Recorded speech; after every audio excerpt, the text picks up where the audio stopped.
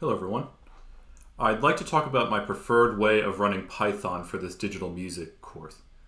And so I personally really like using Jupyter notebooks to kind of play around with sounds, and I almost treat it like a main. But then I have other code running in the background that's in these .py files to try to keep it organized a little bit better. So let me show you how to launch Jupyter notebooks and try to keep track of where all the files are. So for me, I launch it from the terminal here under Linux, although if you're on another operating system, you might launch it from a different place. Just make sure that you know where you're launching it into. So I know here that I'm in this directory that's documents here. So I only have one other folder here right now, it's Zoom. But yeah, just make sure you know what directory you're in, because now what you can do is actually use Jupyter's file browser here to make new files and open files. So if I were to click here, new Python 3 ipykernel, this will make a new notebook, and maybe I'll call this test. And so you notice here, if I go back to the file browser here and I refresh it, I'll see there's a file called test.ipnb. And in fact, I see it in my desktop's file browser as well. Okay? So just make sure you know what folder you're in, and any of the files that you make should be in that same folder you can see for your desktop. Of course, I would recommend making a folder that's dedicated for your class, and so maybe I'll do this here, CS372. Maybe let me close this here, and I'll move this into this folder here. And so now when I refresh this, I can go into this folder, CS372, test.ipynb. I'm going to be running this with Python 3. Okay. So the thing that I really like about these notebooks is that I can run little bit of pieces of code at a time. And so this is what I'll be using in most of the modules to show you little things incrementally. So for example, I could just write 1 plus 1, and that will give me 2. Or I could define a variable, and I could print that out. And so I can run just little bits of code at once. But once I get to defining more substantial pieces of code, like maybe I've tested something out here and I like how it works and I want to just encapsulate it in its own file, what I should do is create a separate file and put these more like vetted methods that I want to run over and over again. So here I can go and make a new file. Maybe I'll call it methods.py. And so this, you can open this with any editor you want. Technically, in Jupyter, it has its own editor for the Py files, but this is a little bit bare bones. I personally like to use Visual Studio Code to edit. You can use any text editor you want, but I really like Visual Studio Code. And so I'm going to edit this separate Py file here in Visual Studio Code. Let's say that I define a method called squareIt. Very simple method. It just returns a number times itself. But now, okay, so this is a separate .py file. I can import this from within my notebook. So if I go back into my notebook, I can say up here, from methods, import square. As long as this methods.py file is in the same folder as the notebook that I'm running, I can import any method from that file with this syntax here. All right? Oh, and I called it squareIt. Okay, so I have to get the spelling right there. Let me delete these other cells. And so if I, for example, were to say squareIt 4, it would give me 16, right? But that code was written in a separate file. So this is a way to keep your code clean when you're writing more complicated methods. Put them in these separate .py files. And then in the notebook, you can load in these methods and use them. And I would keep the notebook more for, as I said, like a main or examples or just plots. But then the heavy lifting that you're doing, this is the way I'll set up most of the assignments in the class. You'll be doing most of the heavy lifting in these separate .py files. But yeah, this is particularly convenient when we have a lot of audio examples that we want to have. That's not so convenient to do in a single .py file unless you save them to different files. But personally, I like the notebook format, and I'm going to encourage you to use that as well.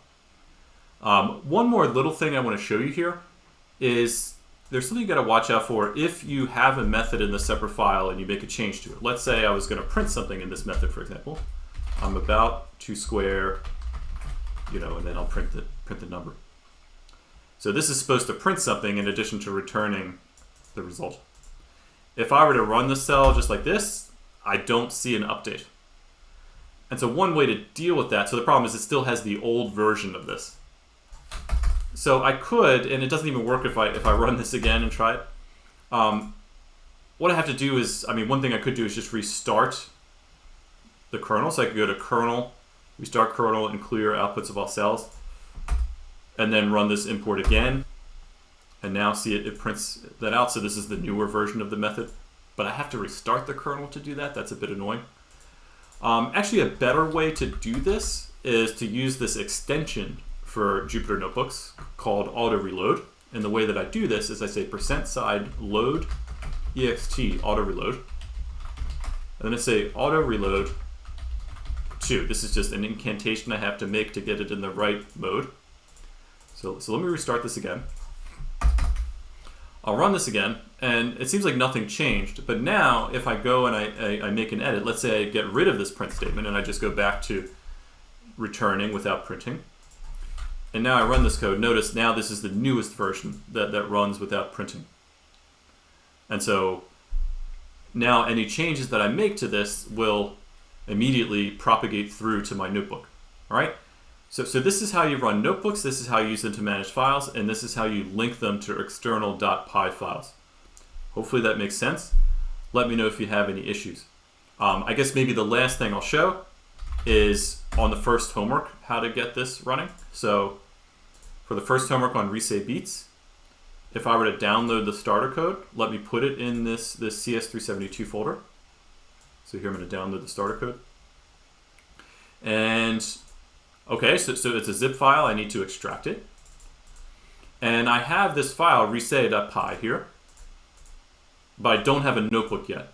So what I am going to have you do is go make a notebook in this folder. And on the web page, I have an example of some code that you can put in the notebook to run examples. And actually notice in this code that I have the auto reload thing there. So I was already suggesting that you use that. So I'll make a notebook here. Maybe I'll call it tests or something, because that's kind of how you're going to use it. And let me just show you. So if I copy and paste some of this code here, this is supposed to play in Arpeggio. It doesn't yet because the task has not been completed. But just for this example, let me show you. If I were to open this resay.py and go edit this method, do resay slow. Maybe for now I'll just have that method turn a bunch of noise. So here I'll say y is equal to mp.random.random, length of t's. And so that's going to return some noise now. And when I play it, I get some noise, okay? So just to show you that updated right away, because of the auto reload, I made a change to this method in resay.py, and it immediately updated here. And actually, I didn't specify the method. Here's the other thing. You can actually, this is not good practice. You want to be a little bit careful about this. You don't always want to do this, but the star means import every single method from that file. It's actually better practice to be explicit about what methods you actually want to use. It's an example of what we call information hiding. It's like, well, I don't actually necessarily want all these methods to be in my notebook, in my workspace here.